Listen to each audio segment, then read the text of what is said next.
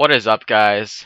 This is PVM Vertigo, and welcome to another episode of Kerbal Space Program. And today we have a special episode, and in this episode we're pretty much just in it for the monies. And yeah, as you can see, we're sending up a wheeled spacecraft. You'll see what that does a little bit later. And it has 3 main cores at the bottom to power the thing into space, and it's going to be going off to Gilly today. We're going to complete our Eve exploration by achieving orbit, and then we'll send all that data back, get the Eve contract out of the way, and then we're going to send our wheeled base to Gilly and get 1,600,000 funds. And then we'll be, well, almost to the research building upgrade point. So yeah, we just we get up into orbit. It's kind of a steep orbit, but it's okay. And we have lots and lots of Delta V. If you're worried that our stage won't get us there, that's fine, because our actual space van, that's what I'm going to call it because it looks like a space van, it has around 2,000 to 3,000 meters per second of Delta V, so that thing can pretty much power itself once we get it there. I mean, we're not going to be super inefficient, but, I mean, we do have a lot of wiggle room, because Gilly, you don't need a whole lot of Delta V to land there. But you need some Delta V to actually get there, since it has such a small sphere of influence. And you can see that we have a little cone at the back of the space van, because the space van is launching backwards, because that's just the way it happened when I created a subassembly. And all that cone does is it just houses a probe in which we can control from, so we can get accurate nav ball measurements and such, rotations and stuff like that. Because when you're backwards, you can't control spacecraft good. But once we are through with this stage, which will happen not right now, but pretty soon, we will actually turn this thing around and then control from the crew capsule that's right in the middle of the spacecraft as of right now. So just if you're wondering, that's what that little cone at the top is for. And you can see, as we jettison this, we have quite the van looking thing here. It is a space van, I'm not gonna lie. It is a space van. What I'm gonna plan to do is I'm gonna try to land horizontally, rolling on Gilly. Because, you know, if I was in a space van, that's what I'd try to do. What are those wheels for besides landing? I mean, honestly. And so we get on quite the eccentric orbit that goes to Eve. Not exactly the greatest, but we're gonna adjust it and we'll get it over there.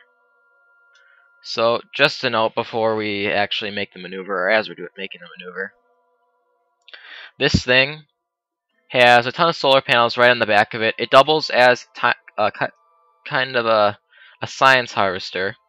It has considerable amounts of science experiments strapped to the back of it. It has a nice little antenna that makes it look even more like a van.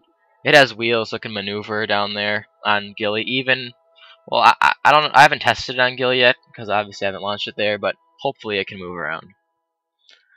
It has batteries on the side. It has a viewing bay, because that was required for our contract. Because this surface base contract had to be on wheels, and it had to have a viewing bay. So it's quite the particular contract, and that's probably why it pays so much.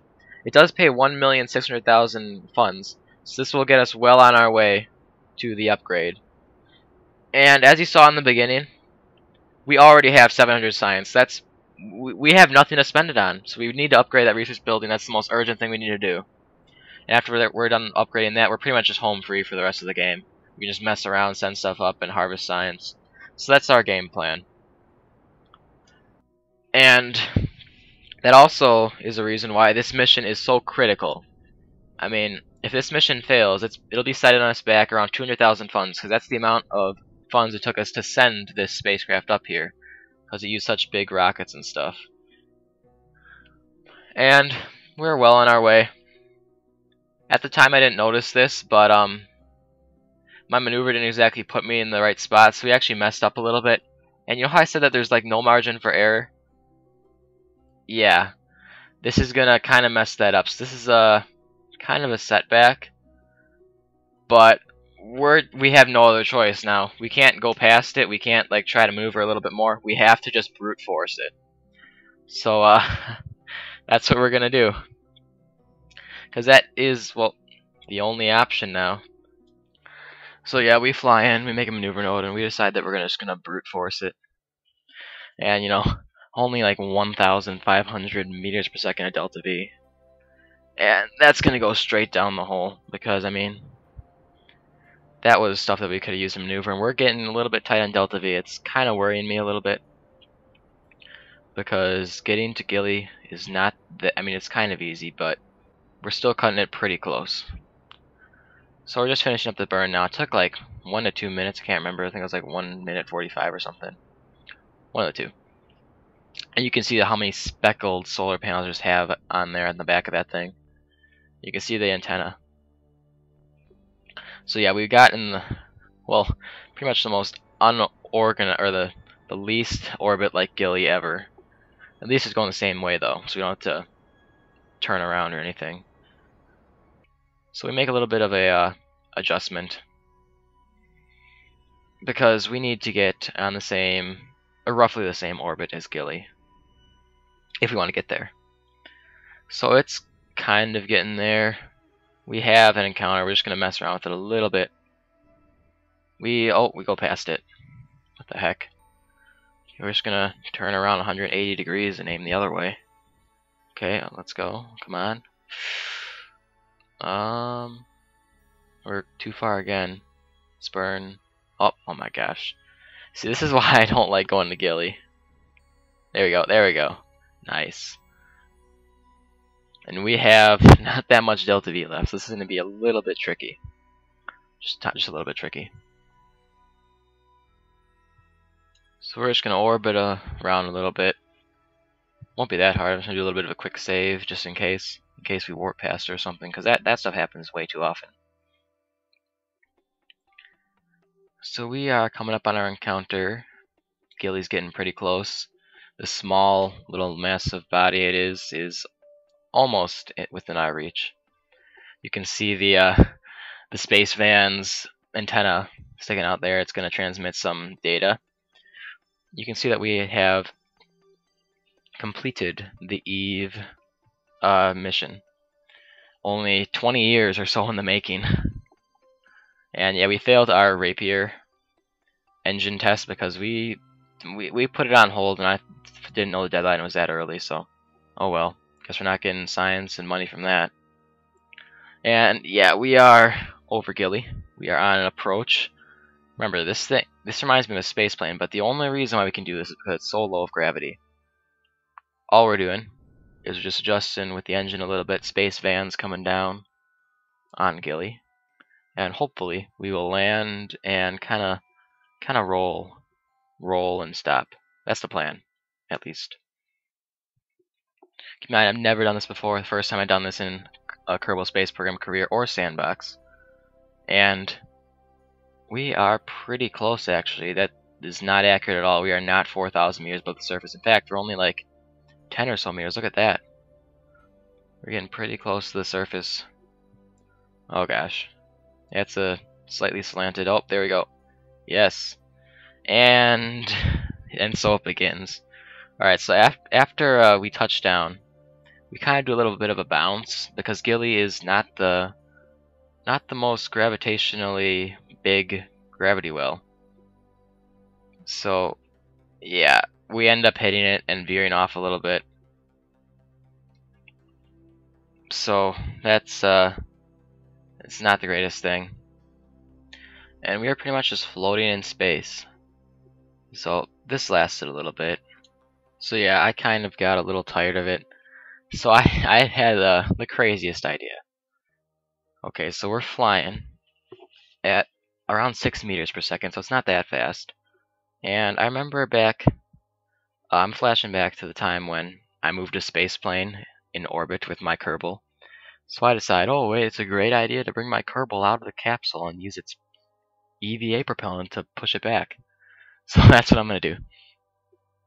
I'm going to fly him in front, and I'm going to try to slow this thing down. It's probably the worst idea ever. So I get close to the thing.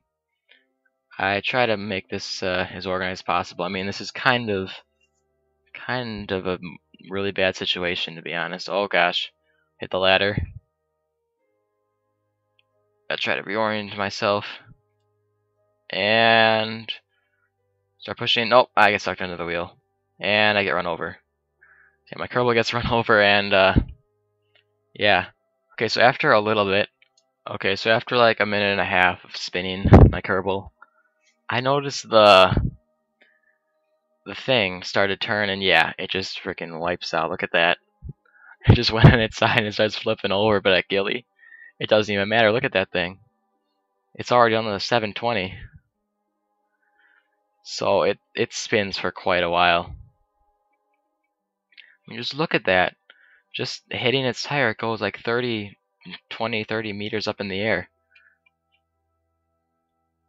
Yeah, I didn't even know what to say when I saw this. It looks like we're like in a car chase or something. The Kerbal's just sitting here, just not even caring. Look at him.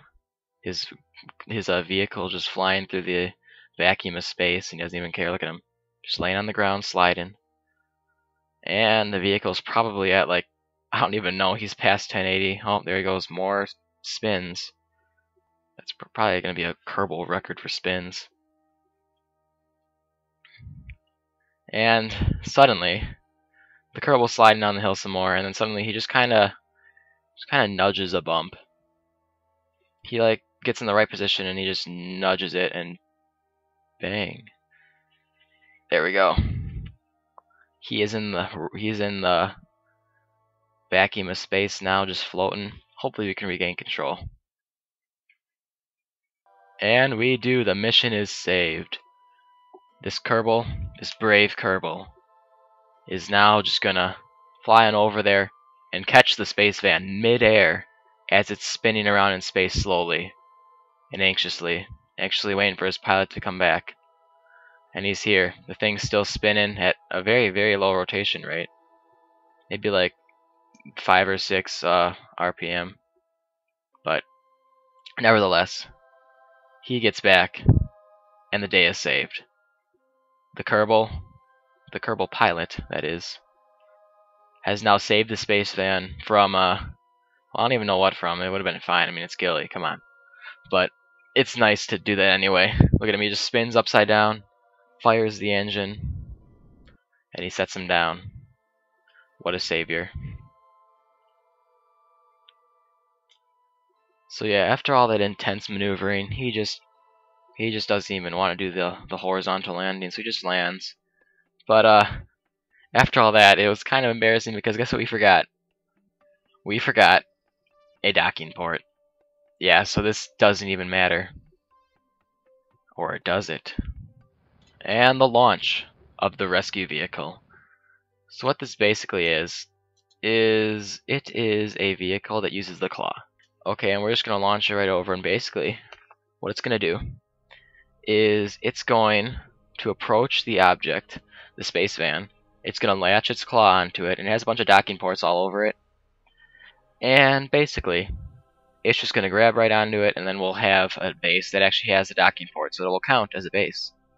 So even though we messed up and we forgot a docking port on the original base, it's all good, because we can just attach a new part using the robot claw, or the robot claw arm slash thingy, Kerbal grabber thing. So yeah, it's going in, trying to line it up. It's kind of like a docking, but I mean, it's a Gilly docking, so it's slightly different. There's like 0.001 G's exerted. It's pretty much just like docking in space, to be honest.